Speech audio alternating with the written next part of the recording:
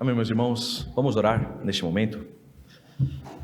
Pai, como somos gratos, Deus, por quem o Senhor é, porque nós sabemos quem somos nós, sabemos o que somos capazes de fazer, que é simplesmente gerar destruição, sabemos o quão frágil somos, o quão necessitados e carentes da Tua graça somos, Pai, e somos gratos porque o Senhor nos alcançou.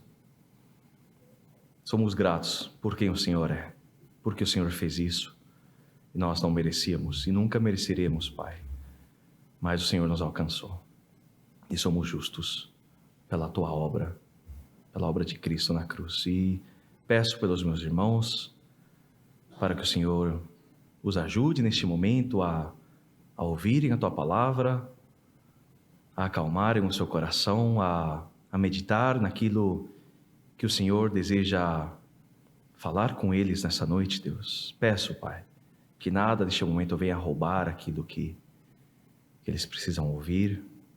Te peço, Deus, pela vida deles, e te peço pela minha vida, que o Senhor me dê graça, Pai, para transmitir somente a Tua palavra, Pai, e não as minhas ideias, não o que vem de mim, porque, como já falei antes, de mim nada de bom pode vir, Pai. Isso é muito claro.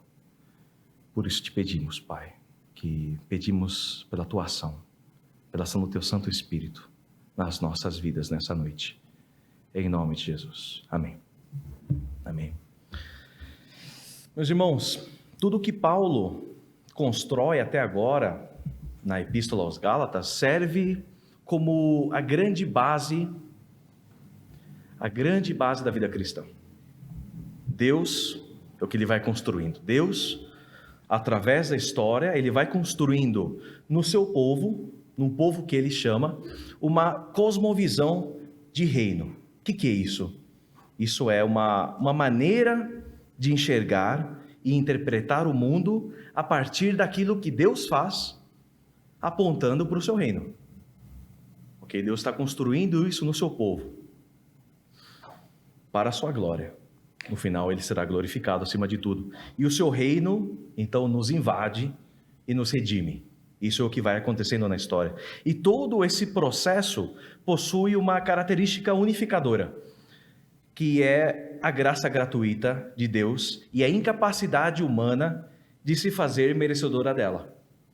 Então isso unifica todo esse processo. Deus, pela sua graça, se revela ao seu povo, vai moldando o seu povo, e o povo, assim, nós somos incapazes de nos fazermos merecedores disso. É algo que Deus vai fazendo em nós, vai nos moldando. E Deus se revela, escolhe um povo pelo qual deseja construir essa cosmovisão e desenvolver a história da redenção. E uma e outra vez o povo fica preso naquilo que ele pode desenvolver com suas próprias forças e planos. E uma e outra vez o povo sofre pelas suas escolhas, pelas suas péssimas escolhas. E por que é tão difícil permanecer naquilo que Deus fala e guia o seu povo a fazer? Por que é tão difícil? Por que a gente erra uma e outra vez? E eu tenho porque, assim, eu tenho uma ideia de que eu percebo que isso vai sendo trabalhado uma e outra vez na Escritura, é que o que Deus faz, como Deus faz as coisas, foge de todo ideal de justiça humano. Foge de todo ideal de justiça humano. Porque é impossível conceber que um Deus criador do universo, e não somente isso, mas que ele mantém, além de criar, ele mantém o universo em ordem, continua mantendo cada átomo no seu lugar certo, cada processo no seu lugar certo. Ele ainda, por cima, ele decide se revelar a um ser pecador e totalmente limitado, que logo morre, e ainda por cima, ele nos convida a participar da história de como ele vai redimir tudo. Ou seja, não faz sentido. Humanamente não faz sentido.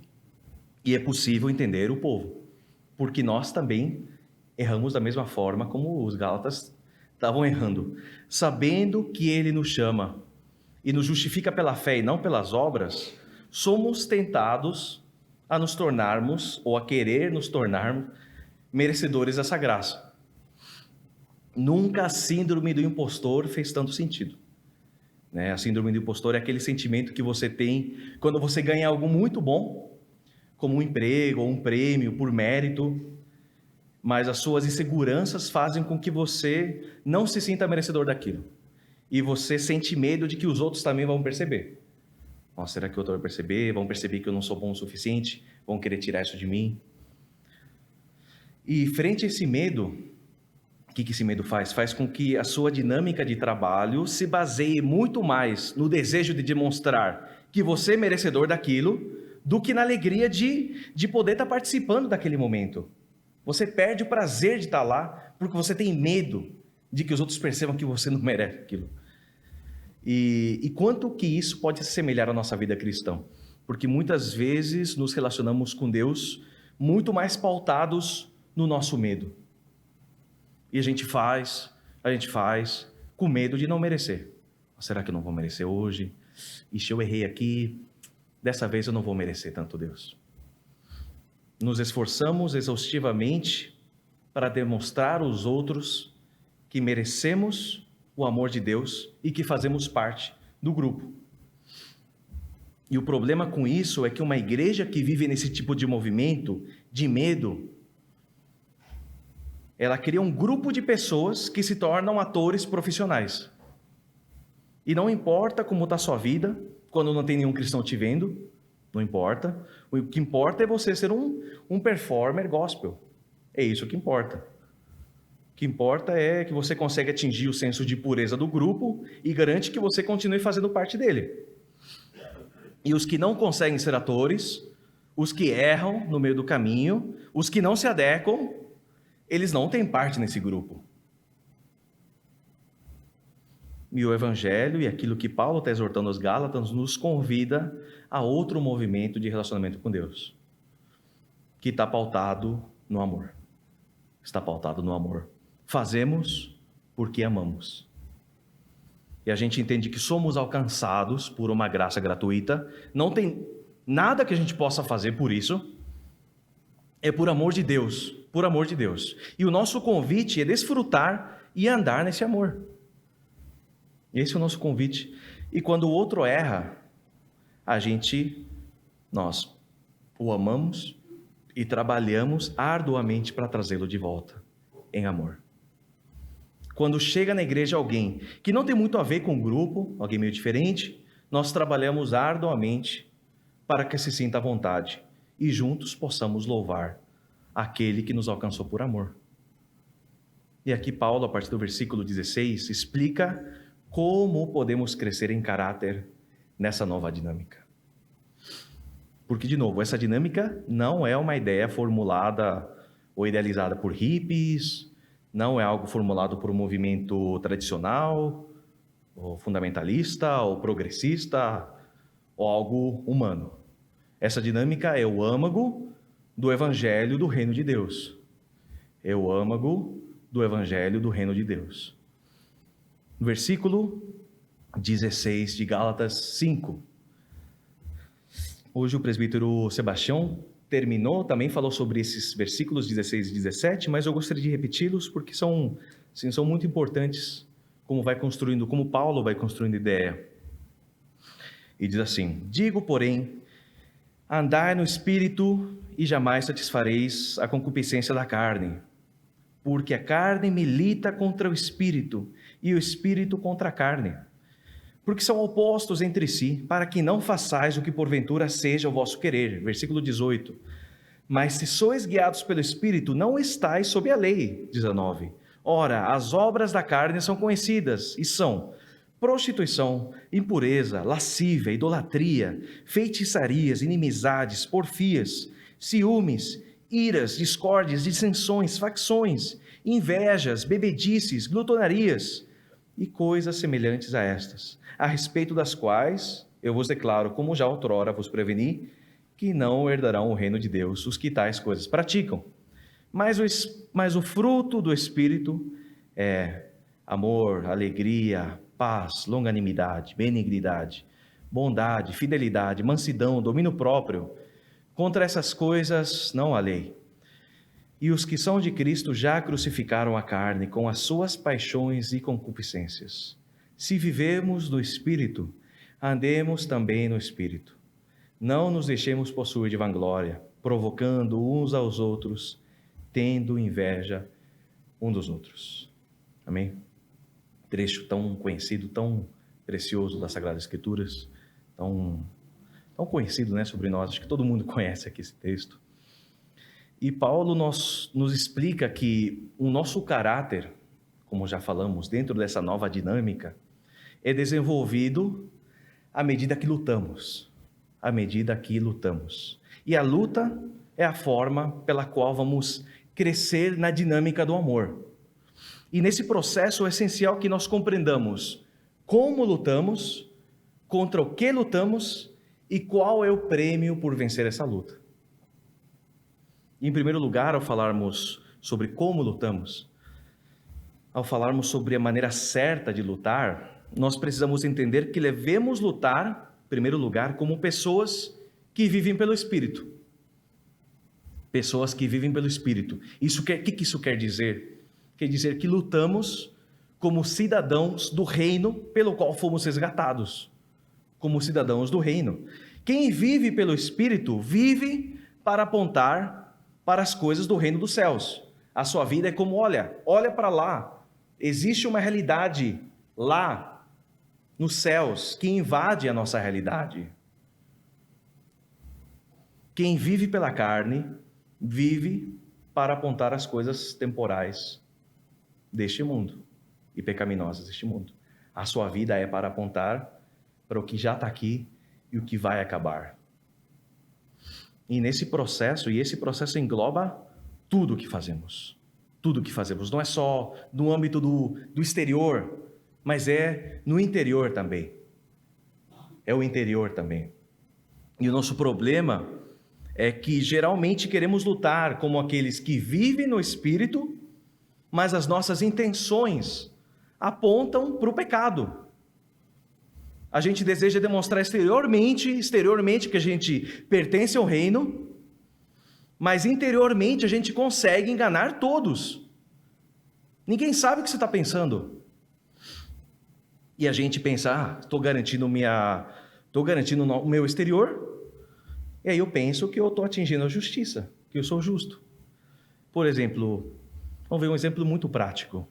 Qual é a razão pela qual nós não devemos olhar para outra pessoa de forma indevida, sensualizá-la, desejando essa pessoa no nosso coração, a não ser o nosso cônjuge, fora do casamento? Por que não devemos fazer isso? E a resposta para essa pergunta é o que nos diferencia de alguém altamente moral. Porque um ser humano altamente moral e um cristão que foi alcançado pelo Evangelho, eles deverão ter o mesmo comportamento exterior, em prol de guardar o casamento. Porém, se diferenciam totalmente da intenção. O ser humano moral será levado pelo senso moral de não causar mal ao seu cônjuge, à sua família, à família do próximo, à sociedade. Tudo bem? Vai ser legal. Perfeito, é por aí. Ele não está errado, está certo. Mas aquele que foi alcançado pelo Evangelho será levado a perceber que essa atitude vai muito além. Vai muito além. Não para por aí. Não é somente algo exterior. Ele é levado a entender e a perceber que aquela atitude de desejar outra pessoa de forma indevida não é uma atitude que aponta para a história da redenção que Deus está contando. Porque para onde nós vamos, não existe traição. Não existe desejos que estão fora do lugar. Lá não existe isso. E essa realidade futura se torna palpável na minha vida atual por meio da atuação do Espírito em mim. E essa realidade traz paz ao meu casamento. Vocês perceberam como é diferente?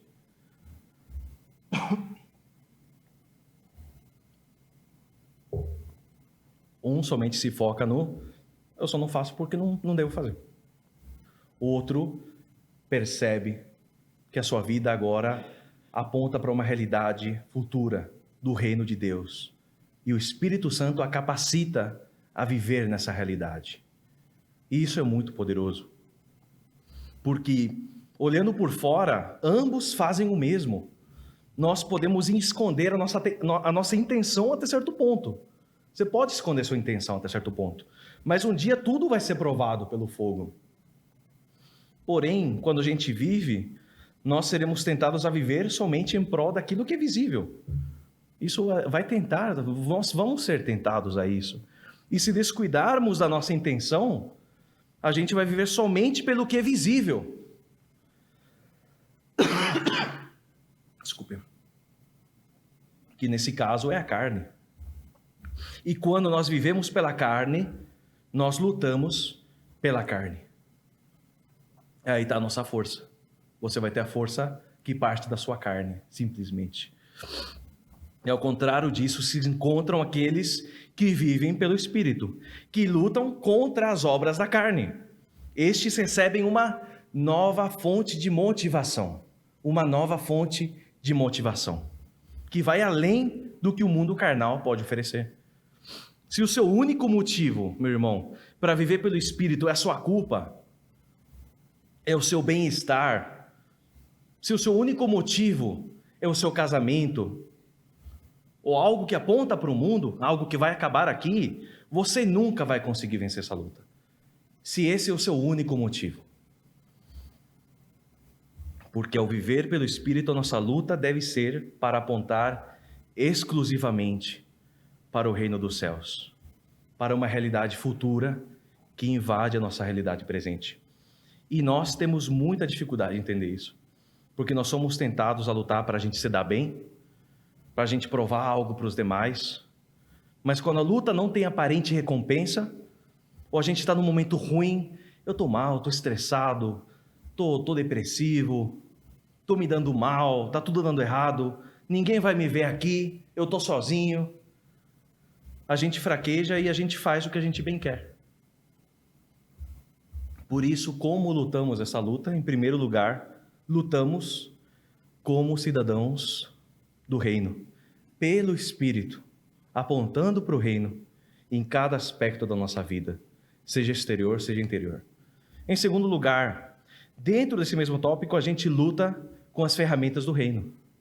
E aqui a gente pode falar dos meios de graça que Deus nos dá e tudo aquilo que Deus entrega à sua igreja para que ela possa receber dos benefícios comprados por Cristo. E dessas ferramentas está a palavra de Deus, pela qual Deus instrui, Deus abençoa, Deus fortalece a igreja para que viva tudo o que ela precisa viver. Porque aí fica a pergunta, como que a gente vai apontar para o reino se a gente não sabe onde ele está? Como a gente vai apontar para o reino se a gente não conhece o rei desse reino? Como a gente vai apontar para o reino se a gente nem sabe como que é esse reino? E aí, é pela palavra de Deus que você vai conhecer isso. Isso vai ficar muito mais claro. Temos também a oração, a meditação, entre essas ferramentas que Deus nos dá, pelos quais a gente se relaciona com o Deus, com o rei deste reino, e é nesse movimento que nós aquietamos os nossos corações para compreender as instruções de Deus, a moldar as nossas vidas, aquilo que Deus está fazendo na história. É um momento de relacionamento, de Deus tratar o nosso coração, acalmar a nossa mente. Temos também os sacramentos, a comunhão dos santos, como ferramentas também que Deus nos dá nessa luta, onde a gente, por meio da ceia, do batismo, a gente pode participar de forma pública para apontar para aquilo que Deus realiza no seu povo, de forma visível, e também com os irmãos que participam com a gente dos sacramentos. A gente pode depender juntos de Deus e nos encorajarmos, nos afiar nos acertos, nos erros. Isso faz parte do movimento que Deus vai tratando e moldando sua igreja. E aqui a gente enfrenta dois problemas comuns. E um desses problemas é gerado pelo outro. O primeiro é quando a gente não tem uma constância na nossa vida devocional. Nós somos muito inconstantes na nossa vida devocional. Onde a gente para de ler as Escrituras, a gente para de orar, a gente para de meditar, a gente para de ter tempo com os irmãos da fé, a gente não dá urgência a essas coisas. Nós pensamos que são complementos. Tipo um Rivotril, quando você assim, tá pegando, você tomar para dar uma... quando tá pegando, quando estiver ruim, vou orar. É um adendo à nossa vida, só uma ajudinha. E não é isso. É central para a nossa luta. E a gente vai cair neste problema quando a gente considerar que essas ferramentas são usadas simplesmente para solucionar os nossos problemas exteriores. Nós cremos que precisamos ler a Bíblia para ter mais paz, ou para poder ter mais força frente às tentações, ou para ser mais abençoado por Deus. Entenda que tudo isso pode acontecer. E Deus nos dará forças. Deus nos auxiliará na nossa caminhada. Mas esse não é o objetivo principal dessas ferramentas. Não é o objetivo principal. Porque se esse se tornasse o objetivo principal, algo exterior, você sempre vai encontrar desculpas. Sempre vai encontrar desculpas para poder parar de orar, de buscar a Deus, de estar em comunhão na igreja. Porque quando você não tiver paz numa situação, você vai, não estou bem, hoje eu não estou bem para ir. Ou quando você alcançar a paz que você estava buscando, eu estou tranquilo por enquanto não estou precisando muito de Deus. Você sempre vai achar uma desculpa. Ou quando você quiser parar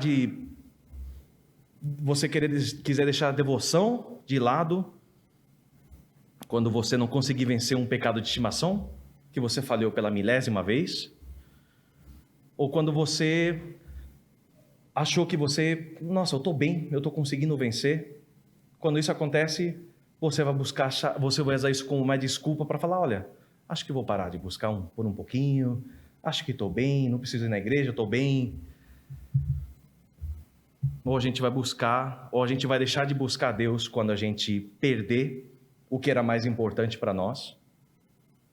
Perdi isso, eu não encontro mais sentido em Deus. Ou a gente vai desejar buscar Deus por medo de perder isso também. Eu estou na igreja porque para Deus não me tirar o que eu mais aprecio. Porque se eu parar de buscar Deus, eu tenho medo que Ele vai tirar de mim. Quem aqui se enquadra em alguma dessas? E geralmente a gente usa essas ferramentas para poder ditar a Deus que queremos que Ele faça a nossa vontade. Que Ele, em vez de viver na história que Ele está moldando, a gente quer que Ele molde a nossa história. Faz isso, Deus, por favor. A gente prefere construir um puxadinho do lado desse reino de Deus do que ser cidadão desse reino. A gente prefere ganhar os benefícios do que a gente pode ganhar, de estar perto desse reino, do que participar e ter todos os benefícios de ser cidadão desse reino. E o objetivo principal dessas ferramentas é para que sejamos mais perto de Deus, meus irmãos, e consigamos entender a sua voz e fazer parte do que Ele está fazendo na história. E essas ferramentas servem para que a nossa vida interior e exterior aponte para a glória de Deus. Se tudo estiver bem, se tudo estiver perfeito, é nessa direção que Ele está apontando e nisso eu vou viver para apontar para Ele. Se tudo estiver ruim, se tudo estiver decaindo, se eu estiver morrendo, é nessa direção que Ele está me apontando e nisso eu vou viver para apontar para Ele. Por isso, lutamos como filhos livres de Deus, que apontam para o reino com as suas vidas, alimentados pelo Espírito por meio da palavra, pela oração, pela meditação, ordenanças e comunhão dos santos. E normalmente nós não compreendemos o peso que isso tem, porque a gente subestima o efeito do pecado no mundo e nas nossas vidas. Nós não pensamos na magnitude do que Deus fez a nos tirar desse reino de pecado. Nós não fazemos o esforço de refletir nisso. Se você entende que você é um filho de Deus, o Espírito agora te dá condições de lutar nessa direção.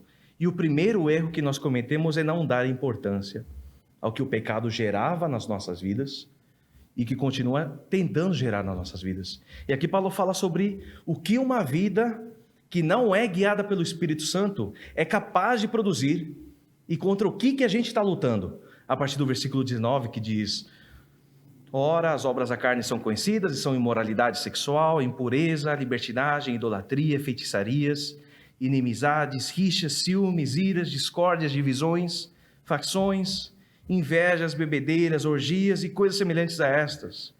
Declaro a vocês, como já antes os preveni, que os que praticam tais coisas não herdarão o reino de Deus. E não nos enganemos, queridos, pensando que essa é somente uma lista de pecados, por ela simplesmente a gente ganha entendimento sobre o que a gente pode fazer, o que a gente não deveria fazer. Essa lista, ela exemplifica tudo, ela exemplifica a vida de todos os que não viverão na liberdade do Espírito. A igreja na Galácia, pessoas que não conhecem, que não foram alcançadas por Deus, e nós também, que podemos cair no erro de escolher uma vida que aponta mais para nós do que para Deus. Então, contra o que estamos lutando? Contra o que estamos lutando mesmo? Vemos o nosso segundo movimento. A gente está lutando contra uma vida na carne. A gente luta contra uma vida na carne. E o que isso quer dizer? A gente está lutando contra a velha natureza. Contra a velha natureza. Onde nós desejávamos viver para nós mesmos. E essa lista não é exaustiva. Essa lista que Paulo usa aqui não é exaustiva. Ou seja, ela não tem o propósito de nomear todos os tipos de pecado. Mas tem um propósito simbólico daquelas coisas que não apontam para o que Deus está fazendo na história. Não apontam para o reino de Deus. Não apontam para a sua glória. Numa época antes de sermos alcançados pelo Evangelho, nós vivíamos de acordo com os nossos desejos exagerados. Eram desejos desenfreados. Assim como o Tim Keller vai colocar, ele coloca um termo como se fosse um super desejo. A gente vivia em prol de super desejos. E assim é o nosso coração. Esse é o nosso coração, uma fábrica em transformar coisas comuns em ídolos. Esse é o nosso coração. E dentro de nós, ao sermos alcançados por Cristo, o Espírito mora em nós e recebemos uma nova natureza. A gente recebe uma nova natureza. Mas a antiga natureza deseja tomar conta. Deseja tomar conta de volta. O sexo, que era para ser uma expressão de amor e aliança no casamento, se torna um ídolo. A saúde, a família, o dinheiro, a comida, a bebida, coisas que Deus nos dá para viver e desfrutar, se tornam ídolos capazes de dominar o que falamos, de dominar como nos sentimos, o que fazemos, os nossos relacionamentos, causando ciúmes, iras, discórdias, divisões, invejas. A igreja visível, meus irmãos, é capaz de se tornar um ídolo. É capaz. Isso aqui é capaz de se tornar um ídolo, causando divisão, causando ira, causando inimizade, fofoca. E o que isso quer dizer? Que o pecado não tem limites para gerar mal. O pecado não tem limites. Quer dizer que dentro de nós existe o potencial para fazer o maior mal inimaginável. Inimaginável. A gente tem o potencial para gerar destruição onde quer que formos. E é exatamente isso que a nossa carne consegue produzir. É só isso que ela consegue produzir. Destruição. Dentro de nós existe o potencial para praticar coisas inimagináveis, como prostituição. Dentro de nós existe a capacidade para gerar coisas inimagináveis, até mesmo nos tornar assassino de crianças. Dentro de nós existe esse potencial. Mas o único capaz de refrear esse mal esse ciclo é a graça de Deus. É o único que consegue refrear esse ciclo. Por isso, da próxima vez, meu irmão, que você olhar para a pessoa que parece ser a pior pessoa do mundo, a pessoa mais destituída de graça, a pessoa mais desgraçada que você vê, que você achar, essa pessoa nem Deus consegue restaurar. Não é verdade. Lembre que a única diferença entre essa pessoa e você é que a graça de Deus te alcançou e ainda não alcançou a vida dela. É a única diferença que vocês têm. E a gente não dá valor a isso. A gente não dá valor de onde Deus nos tirou. De que ciclo Deus nos tirou. A gente não entende e não reflete sobre o que isso significa. De onde Deus nos tirou. Onde nós estaríamos aqui hoje se Deus não tivesse nos alcançado. Onde você estaria hoje? E nós não refletimos sobre isso. Por isso, recapitulando, lutamos como filhos livres que apontam para o reino com as suas vidas, alimentados pelo Espírito por meio da palavra, por meio da oração, meditação, ordenanças e comunhão dos santos, que regozijam por saberem de onde foram tirados. E segundo grande erro que cometemos é o de não perceber para onde fomos transladados. Nós, às vezes, tampouco percebemos para onde Deus nos trasladou, de onde Ele nos tirou e para onde Ele nos levou. Versículo 22, mas o fruto do Espírito é amor, alegria, paz, longanimidade, benignidade, bondade, fidelidade, mansidão, domínio próprio. Contra essas coisas não há lei. E os que são de Cristo Jesus crucificaram a carne com as suas paixões e os seus desejos. Se vivemos no Espírito, andemos também no Espírito. Não nos deixemos possuir de vanglória, provocando uns aos outros, tendo inveja uns dos outros. E quando nós não percebemos, meus irmãos, as implicações disso, a nossa vida pode facilmente se tornar legalista.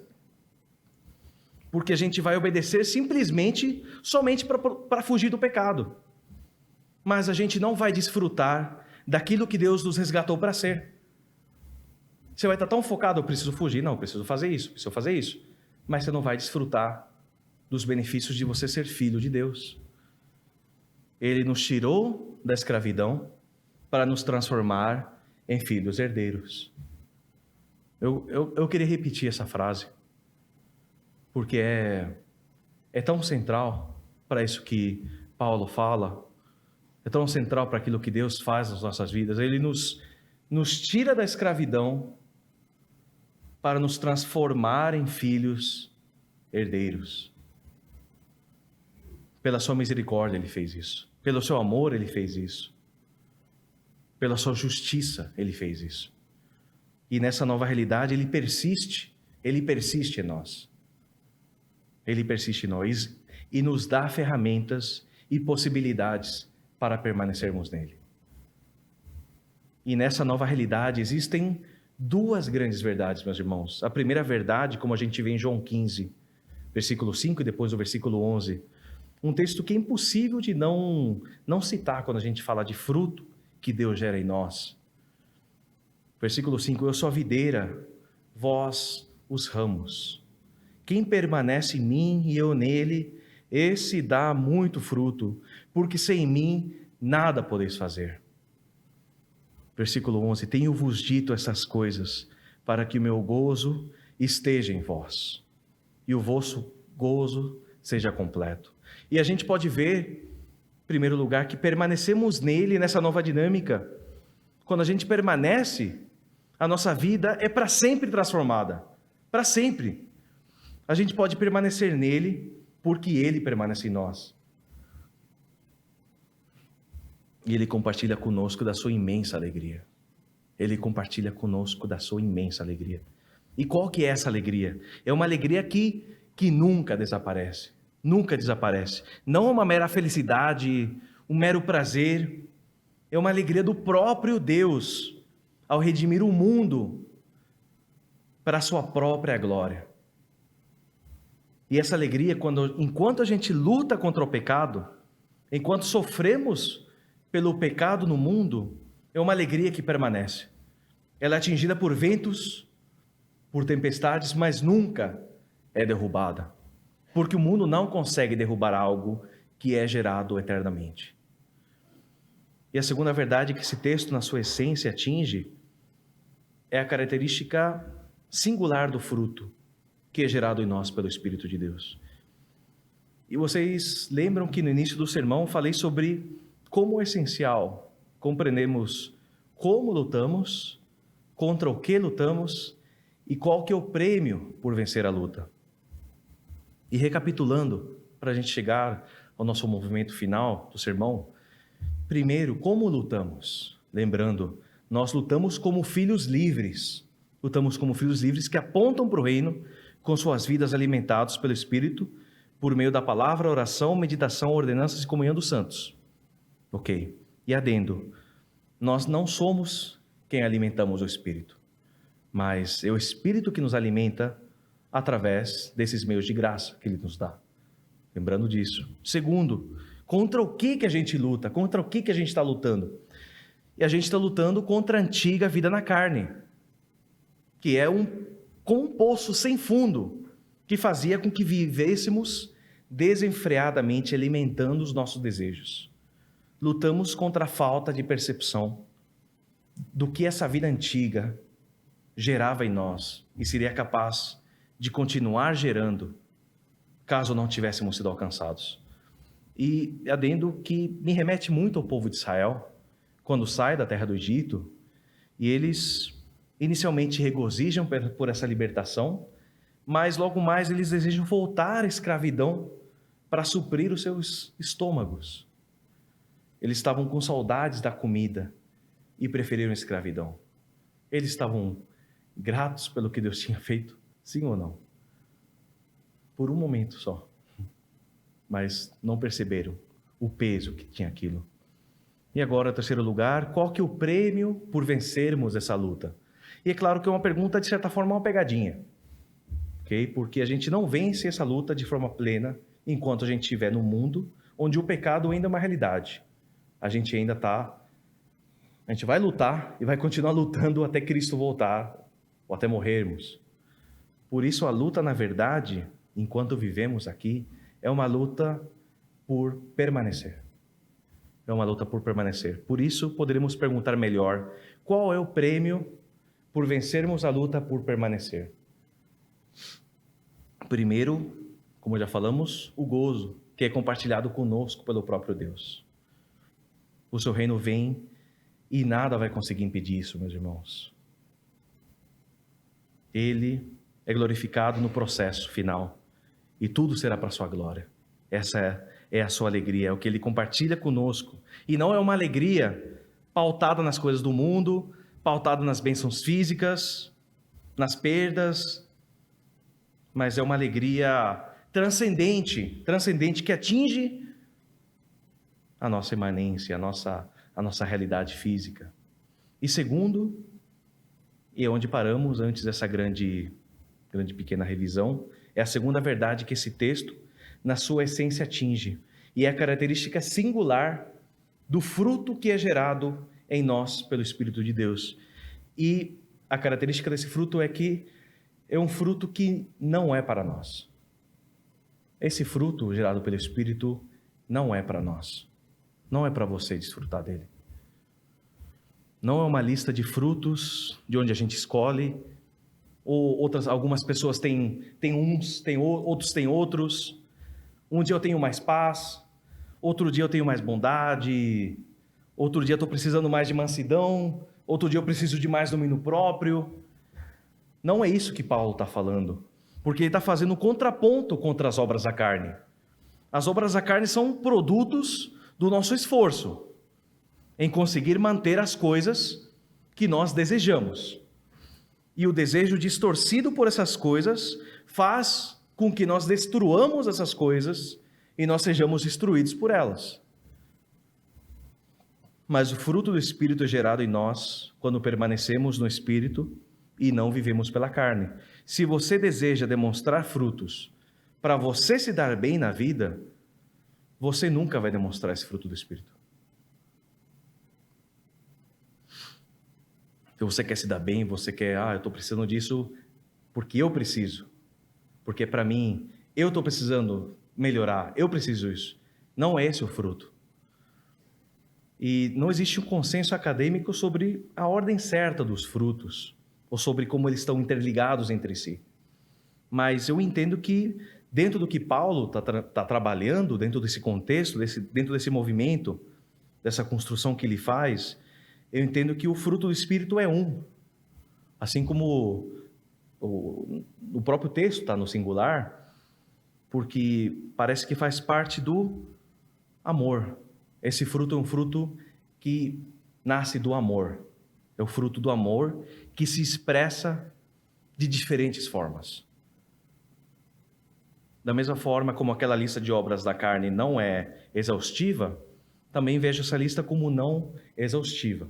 Ou seja, dá para fazer uma pequena paráfrase desse texto, e eu veria esse texto da seguinte forma: o fruto do Espírito é gerado em mim quando o amor de Deus me alcança, quando eu permaneço nele, e assim eu consigo servir o meu próximo com alegria, com paz, longanimidade e de qualquer forma que aponte para o reino de Deus. Neste processo podemos perceber claramente de novo que o fruto do Espírito não é para o nosso próprio desfrutar. Assim como a árvore, ela não prova do próprio fruto. A árvore não come do fruto. Nós não somos os principais alvos da obra que Deus está gerando nas nossas vidas, porque nós temos a salvação. Se nós somos de Deus, nós já temos a salvação, nós já temos a alegria que Deus compartilha com a gente, com essa alegria que invade as nossas vidas. Mas aquilo que é gerado pelo Espírito nas nossas vidas não é para o nosso benefício, não é para que sejamos vistos como boas pessoas, para que sejamos vistos como mansos, ou simplesmente como bons cidadãos. O que a gente menos deveria ansiar que falasse no nosso velório. Eu já visitei muito velório, eu sempre ia com meu pai nos velórios quando era criança. Eu sempre queria ir com ele. E eu sempre penso, o que vão falar de mim no meu velório? Porque já vi tantas falas. E o que eu menos gostaria que falassem de mim é que eu era uma boa pessoa. Me entenda bem, onde que eu vou chegar. Porque se a única coisa que você deixar depois da sua morte é uma estátua sua, é uma homenagem dizendo que você era bom, que você foi muito especial, você faliu frente ao Evangelho. Porque, me entendam bem, nós permanecemos no Espírito não porque é vantajoso para nós, não porque é vantajoso para você. Nós permanecemos no Espírito para que o mundo possa ver que Deus salva qualquer um que se arrepender. Se falarem só de você no seu velório e não falarem de Deus, e sua morte não apontar para Deus no seu velório, você falhou frente ao Evangelho. Assim como o ladrão da cruz, ele não deixou um legado de boas obras. Ninguém lá falou que ele era um bom homem. Ninguém. Todo mundo lá presente queria que ele morresse na cruz. O ladrão da cruz.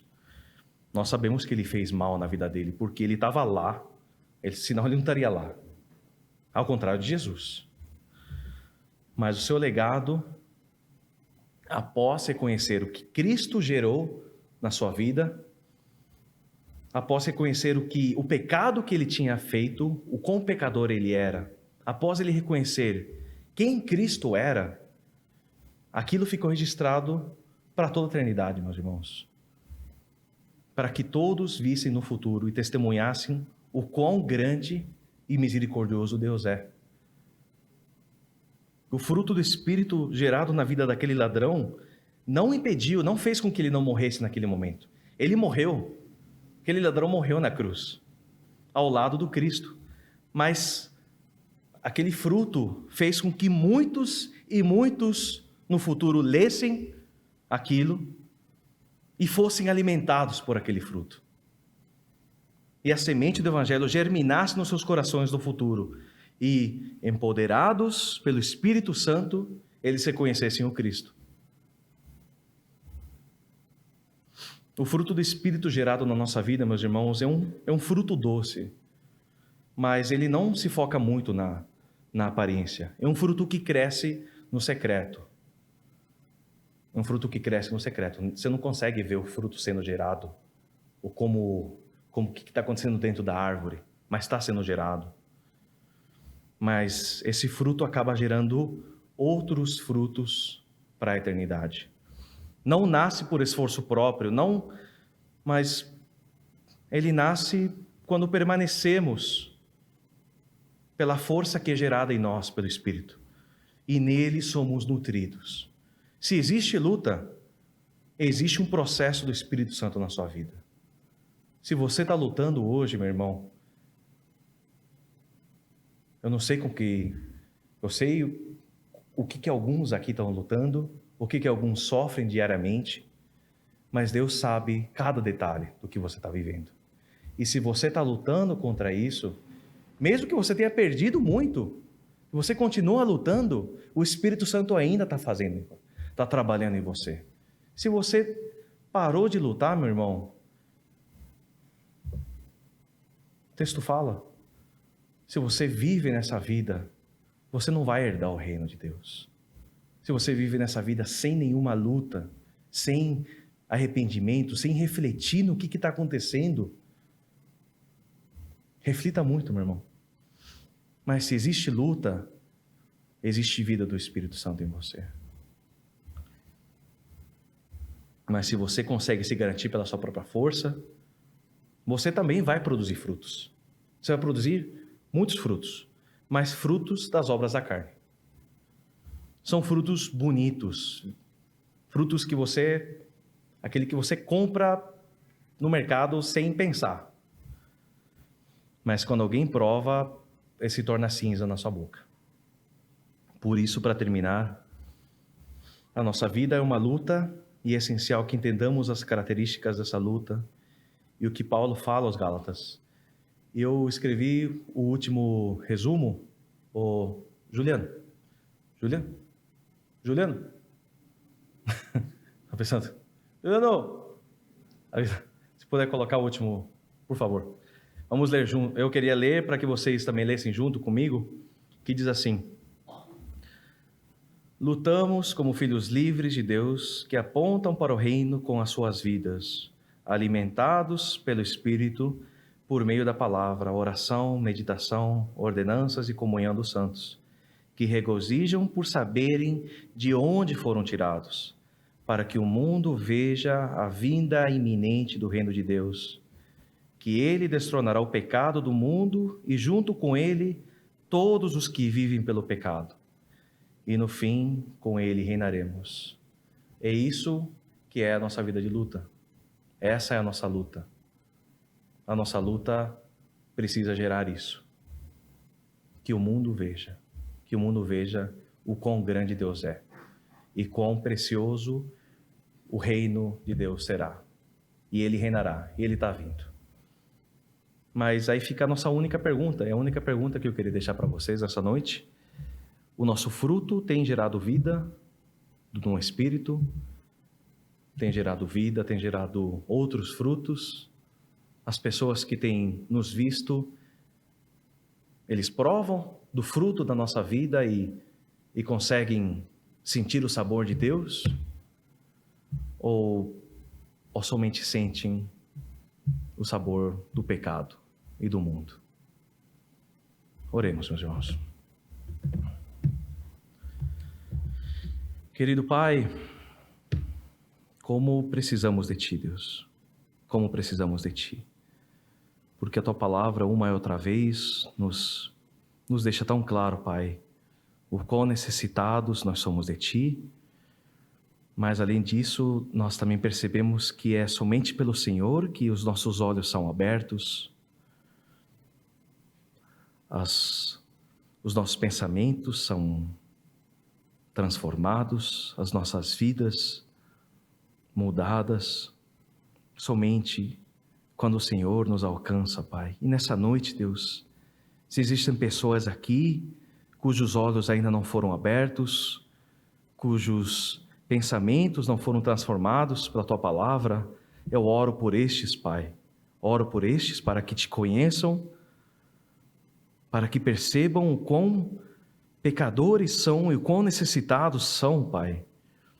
E ao mesmo tempo, Pai, oro por aqueles cujos olhos foram abertos, mas muitas vezes, Pai, estão tão cansados de lutar, cansados de perder batalhas, cansados de se sentir não merecedores, cansados dessa vida.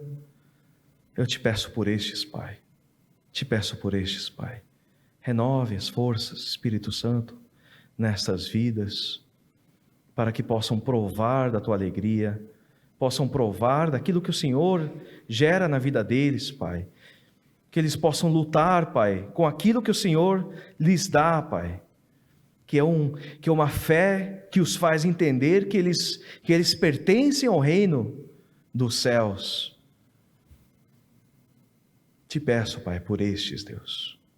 Nos dá graça, Deus, para continuarmos esta longa luta, esta maratona, Pai. Pedimos, Deus, por mais de Ti nas nossas vidas e por menos de nós. Em nome de Jesus. Amém. Coloquemos de pé, irmãos.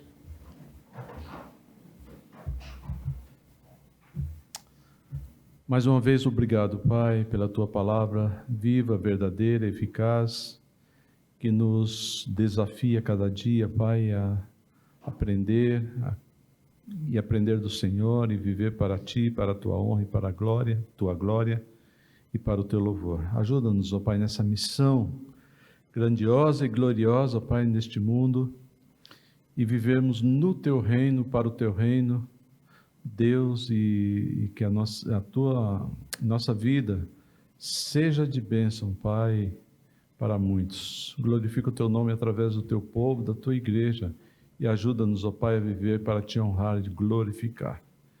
Em nome de Jesus, receba a bênção, que a graça do nosso Senhor e Salvador Jesus Cristo, o amor de Deus, nosso Pai, e a consolação do Espírito Santo de Deus, capacitador, orientador, libertador, esteja em sua vida, meu irmão, minha irmã, ajudando, orientando, dirigindo cada dia.